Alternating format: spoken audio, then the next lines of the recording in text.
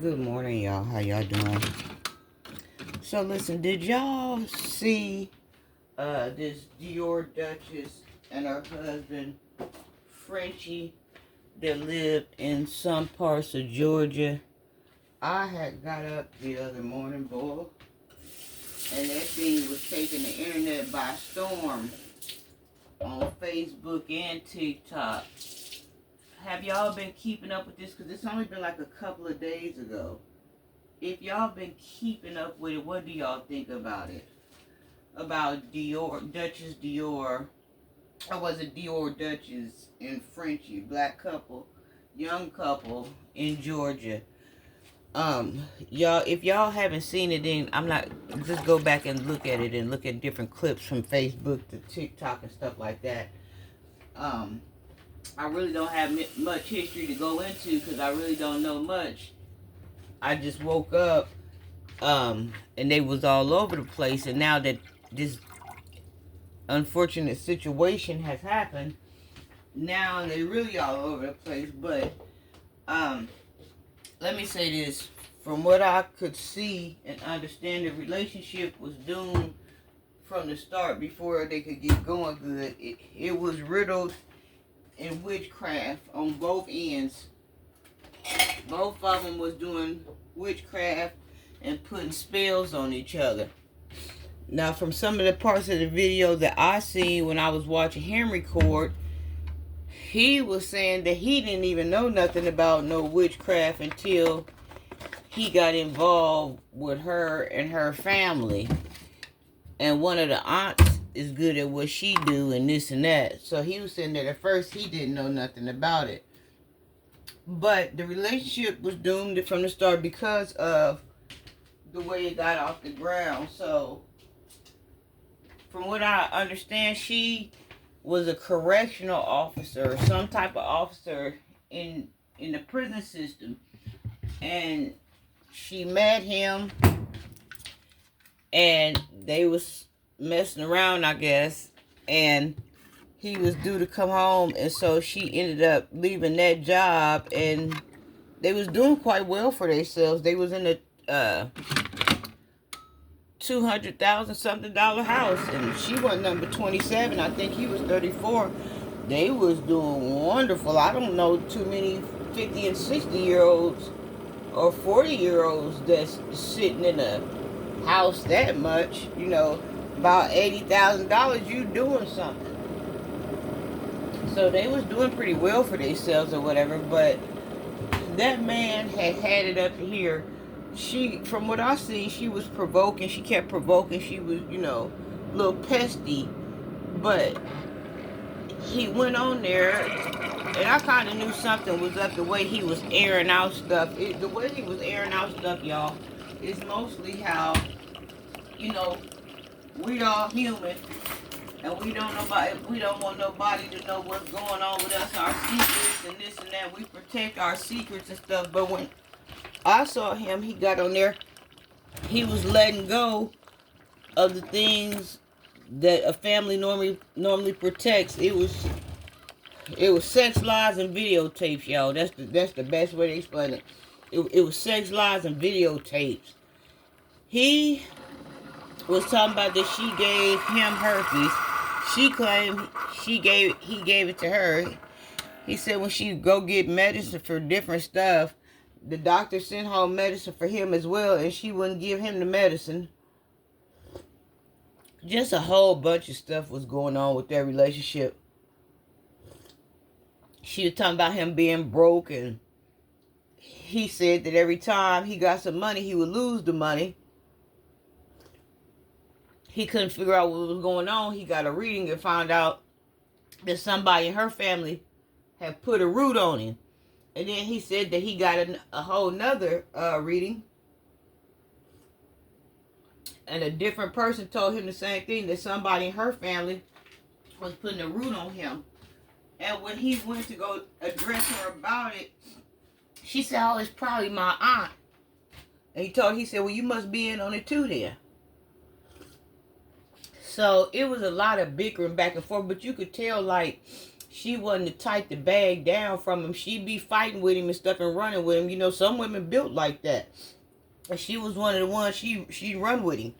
But she slipped up and made a mistake. He had offed his best friend. His name was Udi or Odie. And while they was, you know, airing each other's information out online, she went to go tell about that. And so that was the straw that broke the camel's back, is from what I could see. Because, see, he did it, and apparently he got away with it. It didn't nobody know nothing about. I'm just interested on why he off the best friend. I saw two scenarios what it could have been. And then, because they was talking about his sexuality and he's supposed to have something going with the man. But then on the flip side, on other things I've seen, he didn't have nothing going with the man. I don't know if it was some type of envious thing or something, but they said he set him up or whatever. He was able to get away with it. And nobody knew he did it. And he went to the funeral and hugged the mom and, you know, support the family. See, he was very close to the family. He was the best friend. So they didn't know he did it. And when she got to talking, she went to bring up his name, and that was the camel. That was the straw that broke the camel back. He went into a whole different zone. She was like, "What about it?" He said, "Say something." And she said, "I got to die about that. I got to die about that." She said, "Well, I ain't gonna talk about it, not right now." And at that moment, his world had changed because she had exposed him, you know, to the family. And now she done put him in jeopardy, because I'm pretty sure his family was already hunting for who had did that anyway.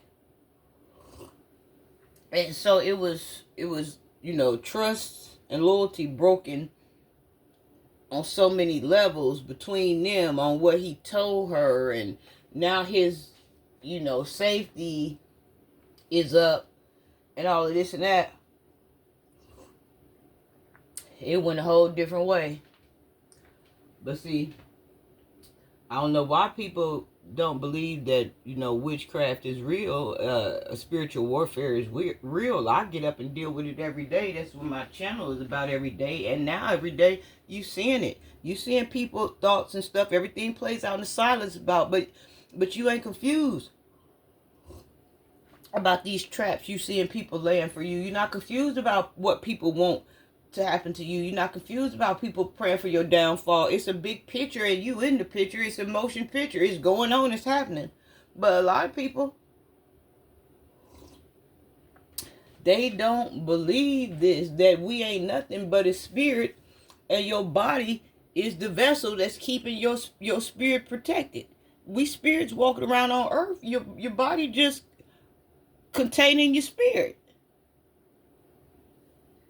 So, y'all, they had a little dog that was barking all in the background. The dog knew what time it was, but it had went too far. It had gone too far. He said he had 100. He came into 100,000 racks, and he spent most of it on her. And hurricane came, and when the check came, the house was in her name. Instead of her breaking off his money, because that he paid for, he bought the house. Instead of her breaking off the money, she basically kept the money, but she was in the background saying he ran off with the money. I don't know what was going on, and both of them was sleeping around on each other, and it was just, like I said, this was a whole bunch of sex lies and videotapes and betrayal. But I don't know, she kind of was like a little petulant type of woman. She kept nagging him. You know, she was that type of woman, from what I gathered and could see in the video. She was a little, you know, one of them bugs. She was kind of, you know, like that. And he was already, you know, dealing with what he had done to his friend or whatever, trying to sort that out. And I'm pretty sure that was already eating him alive, you know. And then he was trying to juggle what was going on with them. And he just didn't seem like he was in a good place from the start. Like he had already needed, you know, some type of therapy or something from the beginning, you know, from him and his best friend or something.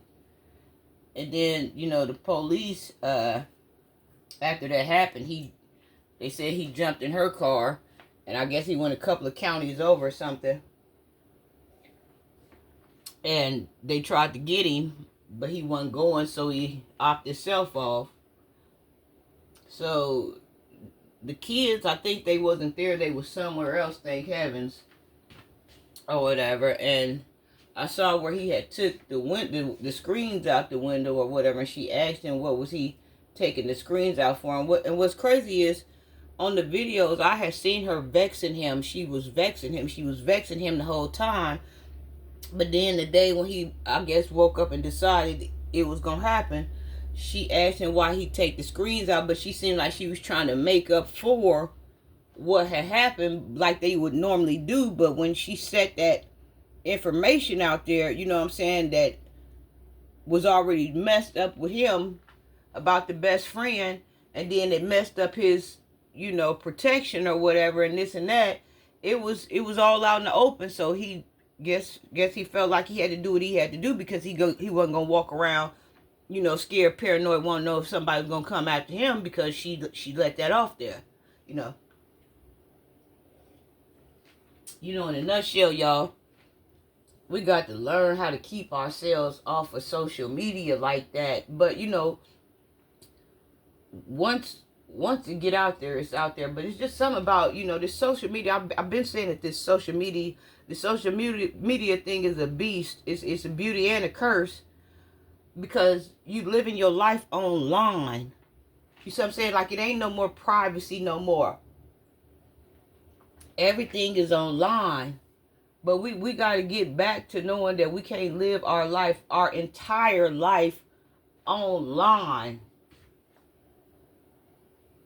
All you doing basically is opening up the doors and inviting the world into your house, and then you get mad when the world got something to say, but you don't want to open your door and let us up in here. We ain't had to have no keys or nothing. All we had to do was come on in.